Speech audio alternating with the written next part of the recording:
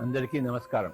ముఖ్యంగా ఈరోజు 4 పదాలు తీసుకుందాము. పాపము, పశ్చాత్తాపము, ప్రాయశ్చిత్తము, పరిహారము. పాపము అంటే ఏమిటి? బైబిల్లో ఒక చక్కటి నిర్వచనం ఉంది. ఎవరి పాపం వాళ్ళదే, ఎవరి నిర్వచనం వాళ్ళదే. What ever you do against your better knowledge ఈ సిన్ ఫర్ యూ. నీకు తెలిసిన దాన్ని నువ్వు చేయకపోతే అది నీకు పాపము. నీకు తెలియంది నువ్వు చేస్తే అది నీకు అజ్ఞానం, పాపం కాదు.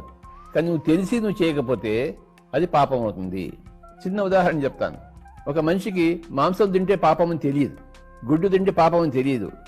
ఎంతో మాంసం తింటున్నాడు, అతనికి ఏమీ కాదు. ఎందుకంటే అతను పాపం చేయలేదు, అజ్ఞానంతో ఉన్నాడు, మాంసం తిన్నాడు. వాళ్ళ ఇంట్లో వాళ్ళు చెప్పారు, వాడి మాంసం తినే ఇంట్లో పుట్టాడు, పెరిగాడు, వాడి తల్లి పెట్టింది మాంసము. డాక్టర్లు చెప్పారు, సైంటిస్టులు చెప్పారు ప్రోటీన్స్ ఉంటాయట అని నానా విషయాలు చెప్తే పాపం నమ్మి చేశాడు. అందరు చెప్పింది బాగుంటుందని చెప్పేసి కరెక్ట్ అని చెప్పేసి తిన్నాడు ఆయన. సో ఆ మాంసం తినడం అతనికి పాపం కాదు, కానీ అజ్ఞానం ఉంది. ఆ మాంసం అనేది శరీరానికి చెడుపు చేస్తుంది, అది మటుకు చెడుపు చేస్తుంది. ఒక విషం ఉందనుకోండి, నీకు తెలిసినా తెలియపోయినా ఆ విషం తాగితే నేను చంపేస్తుంది. అది నాకు తెలియదు అని చెప్పి విషం తింటే అది చంపకుండా ఉంటుందా? అది విషం తెలియదు కానీ నువ్వు తాగేశావు, నువ్వు చచ్చిపోతావు. నువ్వు ఎందుకు చచ్చిపోయావు? నీ అజ్ఞానం వల్ల, పాపం వల్ల కాదు. అది విషం అని తెలిసి నువ్వు ఆత్మహత్య చేసుకోవడానికి తీసుకున్నావు అనుకో, అది పాపం అవుతుంది. నువ్వు హత్య చేసుకోవడానికి వీల్లేదు, నువ్వు అది పాపము, మహాపాపము. ఆ విషయం అది తెలియకుండా తీసుకుంటే అది అజ్ఞానము, తెలిసి తీసుకుంటే అది పాపము. నువ్వు ఏదో రాయి అలా ఊరికాల విసురుతున్నావు ఒక కొండ మీదకి, ఎవడో ఒక మనిషి అడ్డంగా వచ్చాడు, వాడి తల తగింది, వాడు చచ్చిపోయాడు. అది నువ్వు వాడిని చంపాలని ఏం లేదు, నువ్వు ఊరికాల రాయి విసురుతున్నావు, వాడు అడ్డంగా వచ్చాడు.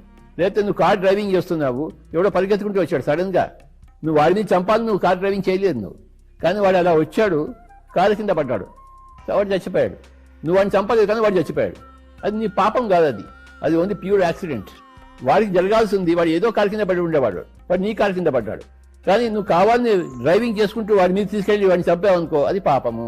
నేను ఒకరిని చంపాను అనుకోండి, మళ్ళీ వాడి జమలో ఇంకో జమ ఎత్తి నన్ను చంపక్కర్లేదు. నేను ఒకరిని చెప్తే ఇంకోటి కూడా వచ్చి నన్ను చంపుతాడు. నేను ఒక చోట దొంగతనం చేస్తే ఇంకోటి వచ్చి నన్ను దొంగతనం చేస్తాడు. ఆ దొంగే మళ్ళీ తిరిగి నా మీద దొంగతనం చేయక్కర్లేదు. ఇది వ్యక్తిగతం కాదు, ఇది కర్మగతం. ఇది నువ్వు లాభం చేసినా నీ లాభం వచ్చి తిడుతుంది, నువ్వు హాని చేసినా హాని వచ్చి తిడుతుంది. అది ఎవరి వల్ల అని కాదు, సృష్టి వల్ల. కనుక ఈ పరిహారం అనేది వ్యక్తిగతం కాదు. పరిహారం అంటే నీకు సృష్టి శిక్షిస్తుంది, ప్రాయశ్చిత్తం అంటే నీకు నువ్వే శిక్షించుకుంటావు.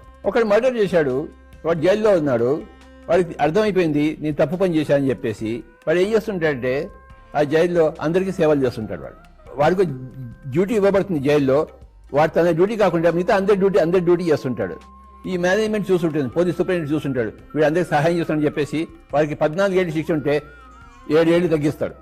వాడు తొందరగా బయటకు వస్తాడు వాడు, ఎందుకంటే వాడు అక్కడ కూర్చుని సేవ చేశాడు. వాడు ఆ సేవ ఏంటి?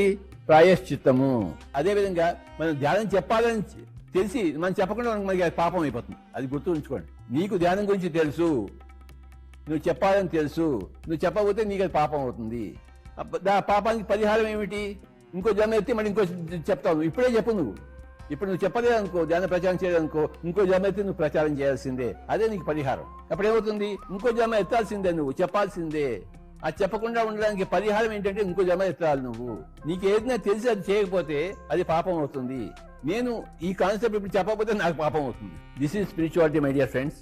ఆధ్యాత్మికతను తెలుసుకోవడానికి పాపం అంటే ఏమిటి, పశ్చాత్తాపం అంటే ఏమిటి, ప్రాయశ్చిత్తం అంటే ఏమిటి, పరిహారం అంటే తెలుసుకుంటే కానీ మీకు తెలియబడదు. 40 ఏళ్ల కింద నాకు ఇవన్నీ ఏమీ తెలియదు. ఈ 40 ఏళ్ళ అధ్యాయంలో ఇవన్నీ తెలుసుకున్నాను నేను. అందరూ అడుగుతాను నన్ను, ఎందుకు నాయన అన్ని ఊర్లు తిరుగుతావు, అంత ఎందుకు కష్టపడుతుంది? కష్టపడాల్సిందే, లేకపోతే మళ్ళీ ఇంకో జన్మలో కష్టపడాల్సి వస్తుంది. ఈ జన్మలో కష్టపడితే ఇంకో వచ్చే కష్టపడాల్సిందే. అది ఇప్పుడే చేస్తాను, ఎందుకు నాకు తెలిసి పని ఇప్పుడు నేను చేస్తాను అని తిరుగుతున్నాను. నేను ఈ రోజు ఈ 4 గురించి చెప్పలేదు అనుకోండి, మీకు తెలుస్తుందా? పాపం అంటే ఏంటో తెలుస్తుందా?